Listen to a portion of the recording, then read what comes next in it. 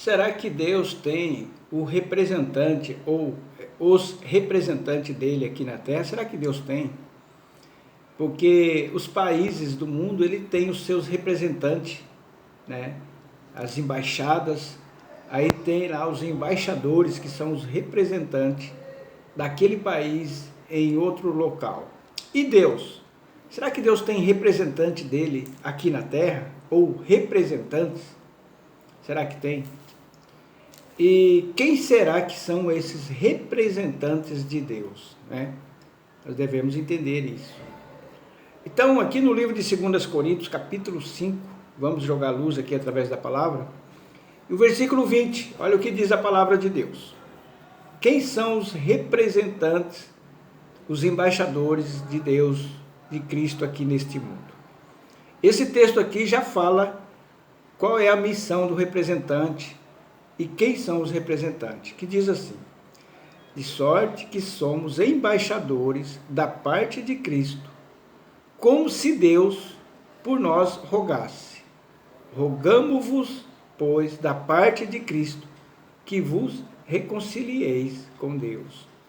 Então, toda aquela pessoa que ele traz a mensagem de arrependimento e de fé da parte de Deus, ele é um representante de Deus aqui nessa terra.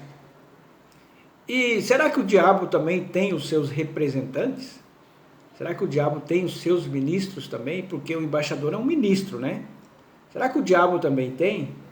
Com toda certeza tem, que está aqui no livro de 2 Coríntios também, capítulo 11, e o versículo 14, que diz assim, e o 15. E não é maravilha, porque o próprio Satanás se transfigura em anjos de luz. E não é muito, pois, que os seus ministros se transfigurem em ministros da justiça, o fim dos quais será conforme as suas obras. Quando eu vejo aqui na internet, aqui no YouTube, aqueles pregadores, aqueles que trazem a verdade mesmo, os verdadeiros pregadores de Deus, trazendo a mensagem do Evangelho, aí eu dou uma olhada lá nas curtidas, né? Você vê assim e vê assim, né? Eu fico pensando naqueles que fazem isso.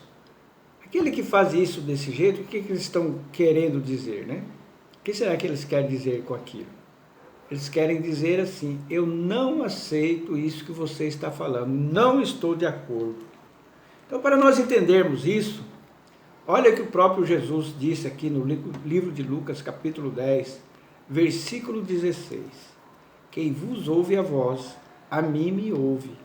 E quem vos rejeita a vós, a mim me rejeita. E quem a mim me rejeita, rejeita aquele que me enviou.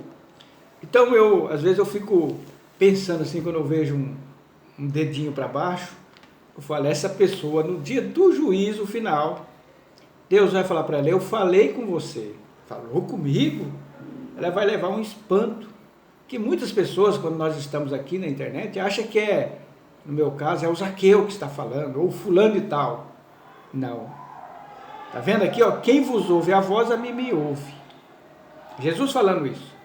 Vocês lembram que lá no dia do juízo final, no capítulo 25, quando Jesus vai falar assim para dois grupos, para um grupo, os dois grupos também não souberam discernir que era Cristo, que ele estava fazendo alguma coisa. Olha, quando vocês estão fazendo alguma coisa para um desses meus pequeninos, irmãos, servos, vocês estão fazendo para mim. Aí eles iam para mas é para o senhor? Sim, era para mim.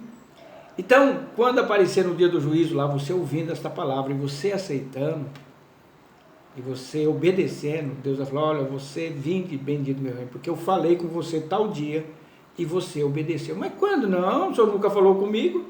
Aí vai aparecer eu ou outra pessoa pelo qual você foi levado a Jesus Cristo, né? E aí para o outro grupo, Jesus vai falar, olha, eu te dei tanta chance, aconselhei você, falei com você. Não, o senhor nunca falou comigo. Aí vai aparecer nós lá. Pode aparecer eu, pode aparecer outro, chamando ele ao arrependimento, ensinando a palavra de Deus, trazendo as escrituras, explicando o beabá.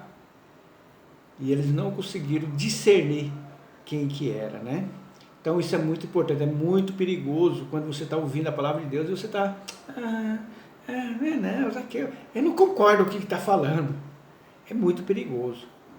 E nós que nos propõe, a gente que se propõe a propagar o evangelho, tem que tomar muito cuidado também o que fala. Tomar muito cuidado para não trazer heresias.